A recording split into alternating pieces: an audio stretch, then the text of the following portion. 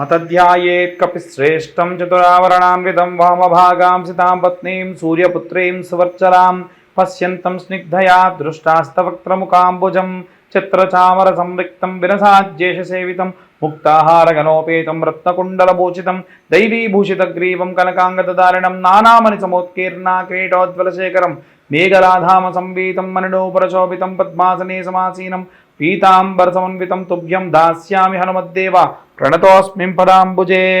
ప్రేక్షకులందరికీ కూడా నమస్కారం. ఫిబ్రవరి మాసంలో ద్వాదశ రాశుల వారికి ఎలా ఉండబోతుందో ఇప్పుడు మనం తెలుసుకుందాం. 2025 ఫిబ్రవరి నెలలో కన్యారాశి వారికి సంబంధించిన విషయానికి వస్తే వారి యొక్క మాస ఫలితాలు ఎలా ఉన్నాయంటే మిశ్రమ ఫలితాలు గోచరిస్తూ ఉన్నాయి. ప్రథమార్థం అంతా శ్రేయస్కరంగా లేదు, ద్వితీయార్థము చాలా ఆలోచించే విధంగానే ఉంది. అయితే ముఖ్యంగా ఈ యొక్క కన్యారాశి వారికి సంబంధించి ఎవరైనా సరే ఆపోజిట్ జెండర్తోని వచ్చేటువంటి స్నేహపూర్వకమైనటువంటి విషయాల్లో జాగ్రత్త వహించండి. ఎందుకంటే తరచూ మీరు ఏదైతే అనుకుంటూ ఉన్నారో ఎవరి గురించి అయినా సరే ఏదైనా నిర్ణయం తీసుకోవాల్సిన విషయానికి కానీ ఏదైనా సరే మార్పులు చేయాలి అనుకున్న విషయంలో కూడా చాలా జాగ్రత్తగా వహించి మీరు మార్పులు కానీ చేష్టలు కానీ చేయొచ్చు. అయితే ఈ యొక్క ఫిబ్రవరి మాసంలో ఎందుకు వీరికి ఇంతగా అంటే కుజగ్రహం యొక్క సంచారాన్ని బట్టి వీరి గ్రహస్థితులను బట్టి చూసుకున్నట్టయితే విద్యార్థుల విషయంలో వీరు ఊహించిన దానికంటే మంచి మార్కులు వచ్చినా అనుకున్న గ్రూప్ సెలెక్ట్ చేసుకోలేకపోవడము, లేదా ఏదైనా కాంపిటేటివ్ ఎగ్జామ్స్కి వెళ్ళాలి అనుకుంటే సమయానుకూలంగా వెళ్ళలేకపోవడము, ఎగ్జామ్స్ రాయకపోవడము, చాలా రకాలైన ఇబ్బందులు పడతారు. పర్ఫెక్ట్ ప్లానింగ్ వేసుకొని వెళ్ళండి, మీకు పక్కా మంచి జరుగుతుంది. ఎవరైతే గృహిణులు ఉంటారో మీ సర్కిల్లో ఉన్నటువంటి మీ స్నేహితుల్లో ఎవరైనా చెడ్డవారు ఉంటారో, మంచివారు కానివారు ఉంటారో వారి వల్లే మీకు ఇబ్బంది. కాబట్టి వాళ్ళని కొంచెం దూరం పెట్టడం చాలా మంచిది. లేకుంటే ధనము పేరు రెండూ నష్టపోతారు. ఇక ఎవరైతే ఉద్యోగస్తులు ఉన్నారో ఉద్యోగ సమయంలో ఈ యొక్క రాశివారికి సంబంధించి మీరెంతైతే నిబద్ధతతో ఉంటారో, మీరు ఎవరైనా సరే అడిగితే మీరు సమాధానం చెప్పడానికి సిద్ధంగా ఉంటారో, ఇబ్బందులు లేకపోయినప్పటికీ చూసుకున్నట్టయితే మీరు ఏది పర్ఫెక్ట్గా ఉన్నారో ఏది పర్ఫెక్ట్గా లేరో తెలుసుకొని పర్ఫెక్ట్గా లేని దాని గురించి మిమ్మల్ని అడగడానికి సిద్ధంగా ఉంటారు. కాబట్టి ఏది ఎక్కువగా ఆలోచించకండి, మీ పని మీరు చేసుకుంటూ వెళ్ళండి. ఒకవేళ మిమ్మల్ని పాయింట్అవుట్ చేసి అవునా అలాగా అన్నట్టుగానే ఉండండి తప్ప మైండ్కి తీసుకోకండి. దానివల్ల మానసిక క్షోభ తప్ప ఏమీ లేదు. వ్యాపారస్తుల విషయంలో కూడా అంతే. నేను వ్యాపారస్తులంటే కింది స్థాయి నుండి పై స్థాయి వరకు పెద్ద వ్యాపారాలు, కంటైనర్స్, టన్స్లో వ్యాపారం చేసే వాళ్ళతో సహా చెబుతున్నాను. మీ వ్యాపార స్థలంలో మీరు రోజువారీ అమ్మవారికి సంబంధించిన ఆరాధన, శుక్రవారం నాడు ఏదైనా సరే దిష్టి తీసేసేటువంటి యోగం ఉంటే దిష్టి తీసేయడము, ఏదైనా సరే మీకు వ్యాపారం అంతా మూసివేసి వెళ్ళే సమయంలో ఏదైనా సరే దిష్టి తీసే వీలుగా ఉండేటట్టుగా ఇలాంటివి చేసుకోకపోతే మీకు నరఘోష నరదృష్టి ప్రభావాలు ఎక్కువ. కన్యారాశి వారికి సంబంధించి అధికంగా వీధిపోటు కానీ నరదృష్టి ప్రభావం కానీ లేదా నరఘోష ప్రభావం కానీ అధికంగా ఉంటుంది. కాబట్టి వారు వీలైనంత వరకు కూడా దేవతారాధన చేయడం చాలా మంచిది. అలాగే సినీ రాజకీయ రంగాల వారికి విషయానికి వస్తే కనుక దుర్గా కవచంతో పూజ చేసుకొని మీ పనులు చేసుకోవడం మంచిది. దూర ప్రయాణాలు చేస్తారు, ఆరోగ్యపరంగా జాగ్రత్తగా ఉండండి. అలాగే దూర ప్రయాణాలు చేసే వాళ్ళు, వేరే దేశాలకు ప్రయాణం చేసే విద్యార్థులు, ఉద్యోగాలు కూడా ఉన్నారు.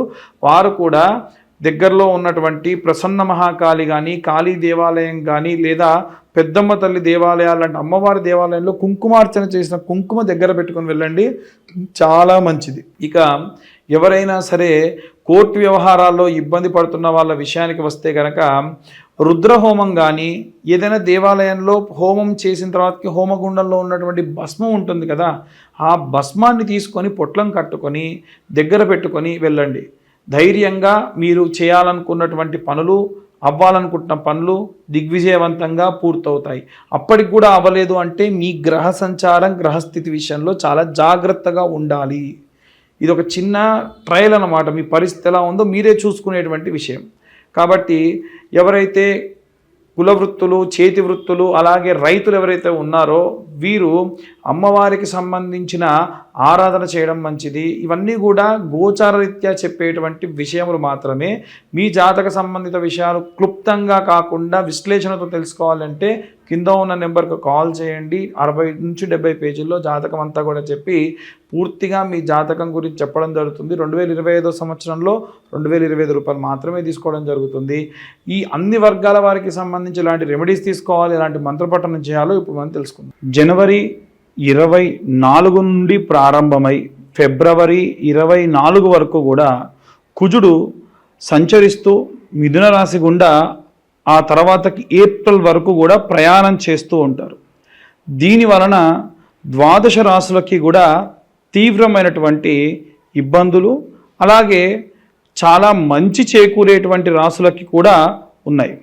అయితే అన్ని విభాగాల్లో ఉన్నటువంటి వాళ్ళు, విద్యార్థులు, గృహిణులు, ఉద్యోగస్తులు, సినీ రాజకీయ రంగాల వాళ్ళు, అలాగే రైతులు, చేతి వృత్తులు చేసుకునేటువంటి వాళ్ళు, కుల వృత్తులు చేసుకునేటువంటి వాళ్ళు, పాపం తల్లిదండ్రుల నుంచి దూరంగా నివసిస్తూ ఒంటరిగా నివసిస్తున్న వృద్ధులు, అలాగే విదేశాలకు ప్రయాణం చేయాలనుకునేటువంటి వాళ్ళు, అలాగే ఎవరైతే కోర్టు వ్యవహారాల్లో తీవ్రంగా ఇబ్బంది పడుతూ ఉన్నటువంటి వాళ్ళు, వీళ్ళందరి గురించి కూడా మనం కొన్ని రెమెడీస్ చెప్పుకుందాం. విద్యార్థుల విషయానికి వస్తే నీలా సరస్వతి స్తోత్రం అంటుందండి. ఈ నీలా సరస్వతి స్తోత్రము రోజుకు ఒక్కసారైనా సరే చదువుకోవడం చాలా చాలా శక్తినిస్తుంది. అయితే సరస్వతి యంత్రము అని ఉంటుంది. ఆ యంత్రం మీరు మామూలుగా గూగుల్లో చూసినా సరే దొరుకుతుంది. ఆ యంత్రంలో నెంబర్స్ ఉంటాయి.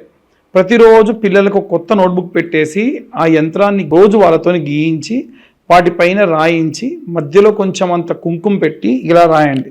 ఆ కుంకుమ రోజంతా ఉండాలని కూడా ఏం లేదు. ఇలా చేయడం వల్ల కూడా సంపూర్ణమైనటువంటి వాగ్దేవి కృపా కటాక్షాలు పిల్లల యందు ఉంటాయి. అలాగే గృహిణుల విషయానికి వస్తే ఫిబ్రవరి మాసంలో గుప్త నవరాత్రుల్లో భాగంగా శ్యామలాదేవి నవరాత్రులు జరుగుతాయి. కాబట్టి అమ్మవారి యొక్క నవరాత్రులు అప్పటికే ప్రారంభమై ఉంటాయండి. మరి ఎలా అనే వాళ్ళు కూడా ఉన్నారు. కాబట్టి ఈ నవరాత్రుల్లో కనీసం 9 సార్లు గౌరమ్మను తయారు చేసుకొని మీ ఇంట ఒక మంచి ప్లేట్ చూసుకొని దాంట్లో గౌరమ్మను పెట్టేసి, తమలపాకు లాంటిది పెట్టొచ్చు కానీ వాడిపోతుంది, వడలిపోతుందండి అనేటువంటిది చెబుతున్నారు. కాబట్టి ఒక మంచి ప్లేట్ చూసుకొని దానిపైన అమ్మవారిని గౌరమ్మగా మీ వీలును బట్టి చేసుకొని, మనకు అమ్మవారు ఎలాంటి వర్ణంలో ఉంటారు అనంటే మరకత వర్ణము అని అంటారు. కాబట్టి అలాంటి మరకత వర్ణంలో ఉండేటువంటి కుంకుమతోని అమ్మవారికి అర్చన చేయాలి. అది ఎలా చేస్తారండి అనేవాళ్ళు కూడా ఉన్నారు. ఎలా అంటే అమ్మవారికి సంబంధించినటువంటి వర్ణనలో మనకు కుంకుమ దొరుకుతుంది. ఆ కుంకుమే కుబేర కుంకుమ. ఆ కుంకుమతో ఈ నవరాత్రుల్లో నవమ అంటే 9 సార్లు కుంకుమార్చన చేయడం వల్ల సంపూర్ణ శ్యామల కృపా కటాక్షాలు అందుతాయి. ఆ కుంకుమని 9 రోజుల తర్వాతకి పచ్చకర్పూరం వేసి దాచుకొని ప్రతి ఇంట్లో ఉన్న ప్రతి ఒక్కళ్ళు ధరించడం వల్ల ఎన్నో రకాలైనటువంటి కష్టములని కూడా అమ్మవారు కడతీరుస్తుంది అని శాస్త్రోక్తంగా చెప్పడం జరిగింది. ఇక ప్రత్యేకంగా ఉద్యోగస్తులు అలాగే వ్యాపారస్తుల విషయానికి వస్తే ఉద్యోగస్తుల్లో చాలా వరకు ఉన్నటువంటి ఇబ్బందులు ఎలా వస్తున్నాయి అనంటే శత్రుభయము కానీ, లేదా ఉన్నటువంటి అధికారులు ఏవైనా సరే ఉద్యోగంలో నుంచి తీసివేస్తారు అనేటువంటి భయం కానీ కలుగుతుందేమో అన్న భయం అధికంగా ఉన్న కారణం వల్ల వీరు ఆంజనేయ స్వామి యొక్క లాంగూలా స్తోత్రం చదువుకోవడం చాలా మంచిది. రోజుకు ఒకసారన్నా హనుమత్ లాంగూలా స్తోత్రం విన్నా చదివినా సంపూర్ణ కృపాకటాక్షాలు అందుతాయి. ఇది వ్యాపారస్తుల విషయంలో కూడా అలాగే చేయడం ఎంతో మంచిది. వీరు ప్రత్యేకంగా రోజు దీపారాధన చేసేటప్పుడు ఉద్యోగస్తులైతే నువ్వుల నూనె ఆముదం కలిపి, అలాగే ఎవరైతే వ్యాపారస్తులు ఉంటారో వ్యాపారస్తులైతే అమ్మవారి యొక్క విప్ప నూనెతోని పూజ చేయడం చాలా విశేష వ్యాపారాభివృద్ధి కలుగుతుంది. ఇక మనం ప్రత్యేకంగా చూసుకున్నట్టయితే ఈ యొక్క రాజకీయ రంగాలు, సినీ రంగాల్లో ఉన్నటువంటి వాళ్ళు ప్రత్యేకంగా దుర్గా కవచాన్ని చదవడం కానీ వినడం కానీ ఎంతో శక్తినిస్తుంది. అమ్మవారు మీకు మీ కుటుంబం చుట్టూ కూడా ఒక రక్షణ వలయంలా ఏర్పడి ఎల్లప్పుడూ కాపాడుతూ ఉంటుంది. ఇక ఈ యొక్క సినీ రాజకీయ రంగాల వారే కాకుండా చేతి వృత్తులు చేసుకునే వాళ్ళు కానీ లేదా కుల వృత్తులు చేసుకునే వాళ్ళు కానీ అలాగే రైతులు కానీ భూ సంబంధితమైనటువంటి అనుకూల స్థితి కలగాలి కాబట్టి నిత్యము రోజు ఒక మంత్రం చదువుకోవాలి. ఒకటే మంత్రం రోజు చదువుకోవాలి. ఏమిటా మంత్రం అంటే శరవణ భవాయ విద్మహే కార్తికేయాయ ధీమహి తన్నో స్కంద ప్రచోదయాత్. ఈ మంత్రాన్ని చదవడం వల్ల ఈ విభాగంలో ఉన్న వారందరికీ కూడా అనుకూల పరిస్థితులు కలుగుతాయి. ఇక ప్రత్యేకంగా చూసుకున్నట్టయితే ఎవరైతే కోర్టు వ్యవహారాల్లో ఇబ్బంది పడుతూ ఉన్నారో, విదేశాలకు ప్రయాణమై ఎదురు చూస్తూ ఉన్నారో, ఎవరైతే విశేషమైనటువంటి వివాహం కోసం ఎదురు చూస్తూ అంటే ఏజ్ మరి ఎక్కువైపోయి వివాహం కావట్లేదు అని ఎదురు చూస్తున్నారో, సంతానం కావట్లేదు అని ఎదురు చూస్తున్నారో వారు దక్షిణామూర్తి స్తోత్రాన్ని చదువుకోవడం మంచిది. దక్షిణామూర్తి స్తోత్రము వీరికే కాదండి, అందరూ కూడా చదవచ్చు. ఆ దక్షిణామూర్తి స్తోత్రం చదివితే పరమశంకరు అంటే ఆది శంకరాచార్యుల వారే స్వయంగా చెప్పారు, ఏలిన నాటి అర్ధాష్టమ అష్టమ శని దోషములు ఏమున్నా సరే తీసేసేటువంటి అద్భుతమైనటువంటి స్తోత్రం ఏది అంటే దక్షిణామూర్తి స్తోత్రం. కాబట్టి అందరూ కూడా ఈ విధంగా చేసుకోవడం విశేష ప్రతిఫలాలు దక్కుతాయి. చాలామంది ఇవన్నీ కాదండి మీరు ఎలా చెబుతూ ఉన్నారు జాతకము, మీ జాతకం గురించి పూర్తిగా తెలుసుకోవాలనుకుంటున్నాం, మీరు ఎలా చెప్పగలుగుతున్నారంటే గోచార రీత్యా మాత్రమే మేము మీకు జాతక విశ్లేషణ అనేది ఇలాంటి రెమెడీస్ అనేవి చెబుతున్నాం.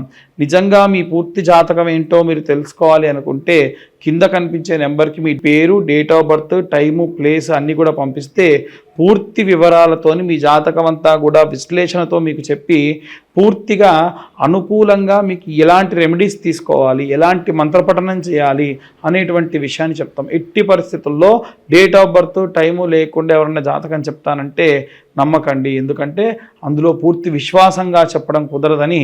ఎందుకంటే పేరు బలం కల వాళ్ళందరూ ఒకేలా ఉంటే ఈ ఇబ్బంది ఏమిటి, మంచి పేరు ఏదో అందరూ అదే పెట్టుకుంటారు కదా. కాబట్టి పేరు వల్ల వచ్చేటువంటిది కేవలం పావంతు మాత్రమే. పూర్తి 100కు 100% ఆ పేరు బలం మీద వచ్చేటువంటివి ఉండవు. కాబట్టి వీలైనంత వరకు కూడా పేరు బలంతో చెప్పేటువంటి దాని గురించి నమ్మకండి. మీ పూర్తి డేట్ ఆఫ్ బర్త్ టైం ఉన్న వాళ్ళే జాతకం గురించి తెలుసుకునే ప్రయత్నం చేయండి. లేదా ఇప్పుడు మేము చెబుతున్నటువంటి గోచార రీత్యా చెప్పేటువంటి విషయాలు మీ పేరు బలంపై మీరు సరిచూసుకోవచ్చు. ధన్యవాదాలు.